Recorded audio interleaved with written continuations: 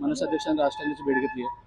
अनेक दिवसांपासून तपोवनचा मुद्दा खऱ्या अर्थानं मोठ्या प्रमाणात त्यांनी सुद्धा उचलला, त्यांनी सुद्धा उचलला. काय बोलणं झालं तुमचं?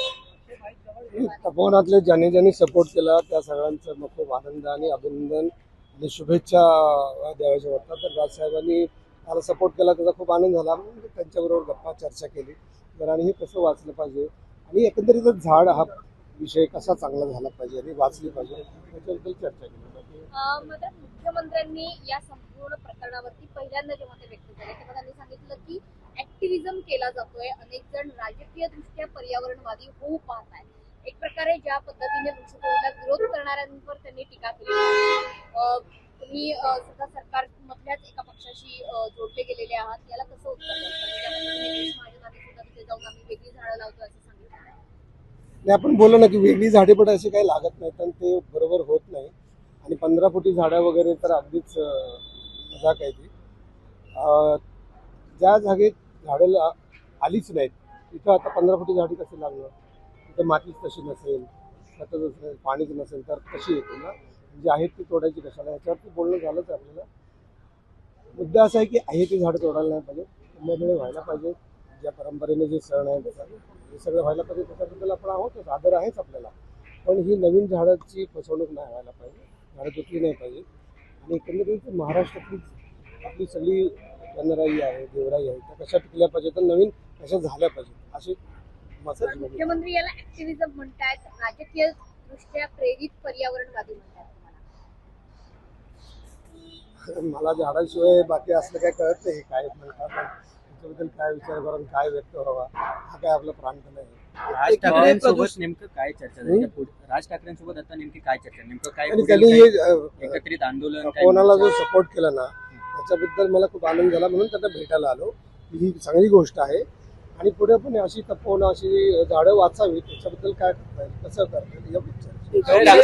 गिरीश महाजन असं म्हटले की मी दोन्ही ठाकरे बंधूंची भेट घेईन, आमचा जो मुद्दा आहे आम्ही काय हे करतोय हे सगळं स्पष्ट मी त्यांच्या ठाकरे बंधूंशी बोलेन. कसं काय गोष्टीकडे तुम्ही बघता?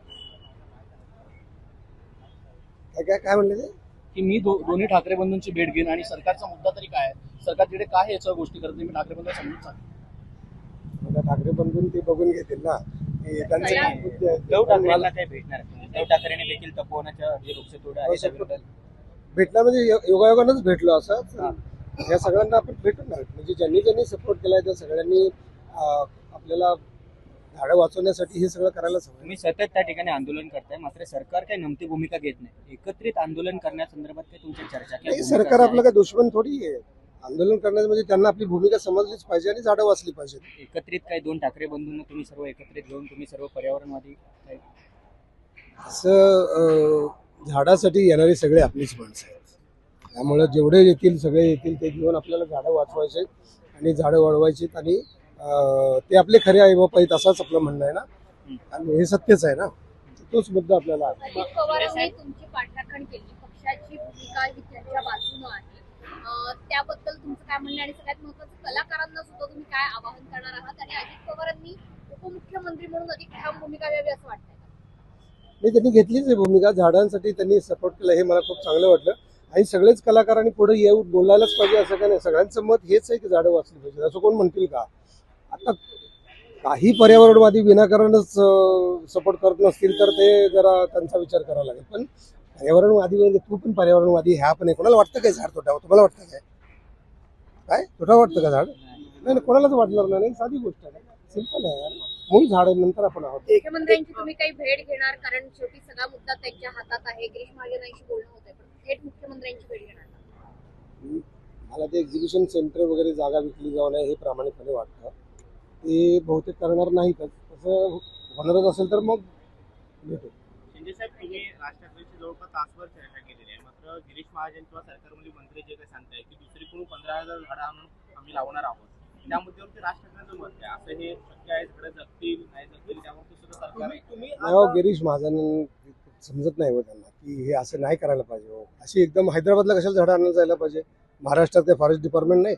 महाराष्ट्राच्या फॉरेस्ट डिपार्टमेंटला माझा सवाल आहे की तुम्ही अशी मोठी झाडं आपण का नाही तयार करत? आपल्याकडे काय जागा नाहीत का? आपल्याकडे रोपं नाहीत का? माणसं नाहीत का? पैसे नाहीत? काय नाही? हैदराबादला जाऊन आणायची, खर्च करायचा आणि त्याचा इथं काही फायदा नाही आहे. 15 फुटी झाडं जगण्यासाठी फार मोठे कष्ट घ्यावे लागतात. ती जमीन खोदावी लागते, त्याला खत पाणी तयार करावं लागतं, 6 महिने पडून ठेवावं लागते, वर्षभर ती योग्य तयार झाल्यानंतर ते झाड लावलं पाहिजे, मग वाढलं पाहिजे. हे असं लगेच आणलं तिकडं खोदला खड्डा आणि लावला लगेच ती 2 फुटावर 4 फुटावर खड्डे काढले आणि झाली लगेच, म्हणजे असं नाही होत ना. तर हे समजायला पाहिजे. मंत्री लेवलच्या माणसांना जर समजत नसेल, काढा खड्डे, आयुक्त लेवलला काढा खड्डे, लावा झाडं, एवढं महाराष्ट्राला करा फसवतो. महाराष्ट्रातील महापालिकेने एक्झिबिशन सेंटरचा प्रस्ताव आणलेला होता, तशा पद्धतीचं टेंडर सुद्धा निवडायच्या प्रोसेसमध्ये होतं. आता समजलं जाते की आम्ही हे टेंडर रद्द करतो आहोत. त्याची खात्री तुम्हाला आज पटलेली आहे? आज त्यांनी पर्यावरणच्या काही लोकांना बोलवले आहे नाशिकला, 12 वाजता त्यांची मीटिंग होणार आहे. आणि मला वाटते बातमी आली आहे रद्द केले म्हणून, पण अजून कागदोपत्री ते आलेलं नाही. मला वाटते आज देखील महाराष्ट्रातील मुख्यमंत्र्यांनी असंही म्हटलेलं होतं की आत्ताची झाडं कापली जातात ती गेल्या 10-12 वर्षांमध्ये लावण्यात आलेली झाडं, ती काही फार पूर्वीची झाडं नाही आणि ती पालिकेनंच लावलेली होती. त्यावेळेला कुंभमेळा नव्हता म्हणून ती झाडं आजवर एवढी मोठी झाली. झाडं तोडून काय व्हायला नाही. छोटी झाडं मोठी झाडं 10 वर्षाची आणि 100 वर्षाचा असा काय मुद्दा नसतो. झाड असतं, त्याचं एक वय असतं आणि झाडं तोडून पर्यायी झाडं लावणं हे काय बरोबर नाही. तापमानाचा झुडपं पारा आहेत असं वगैरे गिरीश महाजन म्हणतायत. फार मोठी झाडं नाही, झुडपं वगैरे आहेत. तुम्ही स्वतः तपोवनामध्ये होता, काय अहो गवत असो, झुडपं असो, वेली असते, ही झाडाचेच प्रकार आहेत ना. ते म्हणजे काय फालतू आहेत आणि हे म्हणजे काय, त्याच्यावर तर आपण जगतो ना. झुडपं, वेली, गवत, आपण अन्न पाणी खातो ते गवतच आहे ना एक प्रकारचं. सगळं गहू, बाजरी, ज्वारी, ऊस हे सगळं गवत आहे ना. मका बिका हे गवताचेच प्रकार आहेत ना. वेलीवरचं काय नाही खात आपण. वेली लगेच ते आपण काढायचं आणि त्याच्यावरती किती प्राणी पशु जगत असतात ना. तुम्ही आता राष्ट्रपतींची भेट घेतली, त्यांना सगळं मुद्दा समजून सांगितलं काय नेमकं त्यांना देखील माहिती असेल, पण त्यांचं त्याच्यावर काय मत म्हणजे त्यांनी तुम्हाला काय सांगितलं? राज ठाकरे हे चांगले नेते आहेत, चांगले विचारवंत आहेत आणि कलाकारांसाठी तर खूपच चांगले आहेत. मला नेहमीच ते आवडतात आणि आम्ही नेहमीच भेटी घ्यायचा प्रयत्न करतो. फार कमी वेळा भेटतो, पण आज या निमित्तानं असल्यामुळे सगळं मीडिया समोर येतं. तर अदरवाईज मला तर माणूस म्हणूनच आवडतात. ते काय म्हणाले तुम्हाला या तपोवनाच्या संदर्भात त्यांचं काय म्हणणं? त्यांनी चर्चा केली की हीच की बाबा आता ही झाडं वाचली तर तुम्ही गेला, धन्यवाद म्हणलं, तुम्ही गेला, फार आवडलं आणि हे वाचलं पाहिजे, असंच आहे ना. महाराष्ट्रातील तापमान सतत वाढत राहिलेले, प्रदूषणाचा विळखा आहे, तरीही झाडं कापली जातात. ते सरकारला हेच जाणीव आहे की नाही गोष्टीची? ओझोन लेअर डॅमेज झाले. जाणीव आपल्या सगळ्यांनाच असली पाहिजे. तू तुझ्या वयात की झाडं लावलीत का? तू आयुष्यभर आपण ऑक्सिजन खाली होता, आपण ती झाडं लावलं का?